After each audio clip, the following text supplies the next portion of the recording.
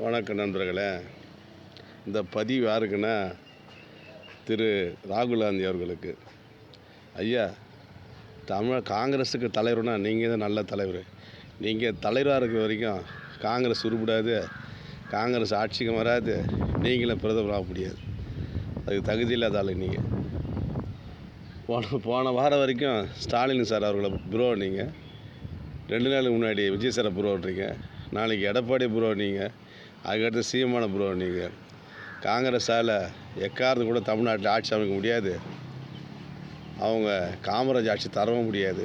வாய்க்கையே பேசுகிறாங்களே காமராஜ் ஆட்சி தர. இந்த ஜென்மத்தில் அவங்க மறுபடியும் தமிழ்நாட்டில் காங்கிரஸ் ஆட்சி அவங்கள தர முடியாது. யார் முதுகுலாம் ஏறி போய் சவாரி செஞ்சுட்டு அவங்க தர 4 சீட்டு 3 சீட்டில் ஜெயிச்சுட்டு 50 சீட்டு வாங்கி அத்தனையும் தோற்று 2 சீட்டு 3 ஜெயிச்சுட்டு வீரவசனம் பேசுறது தான் லாய்க்க கண்டி, வேறு ஒன்றும் காங்கிரஸ் லாய்க்க கிடையாது.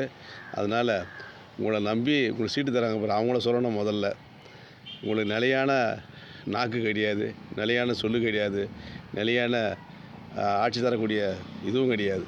ஆகையால் உங்களுக்கு நல்ல சவுக்கடி, மரண சவுக்கடி தமிழ்நாட்டு மக்கள் கண்டிப்பாக வேறு எம்பி எலெக்ஷனில் கொடுப்பாங்க.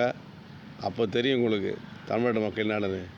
தமிழ்நாட்டு மக்கள் யாருக்குன்னா தரணும் தெரியும், எப்படி சாய்வாங்கன்னு தெரியும். ஒரே தேர்தலில் சாய்ச்சிட்டாங்க, அது மாதிரி எல்லா தேர்தலும் எப்படி சாய்ச்சி கொடுக்குன்னு தெரியும்.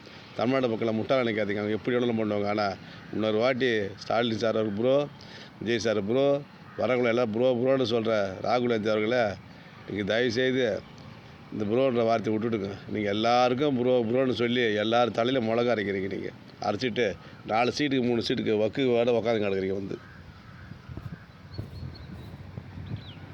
அதனால் காமராஜ் ஆட்சி கொடுப்பீங்க. நீங்கள் காமராஜர் பேரே சொல்லாதீங்க இன்னொரு வாட்டி.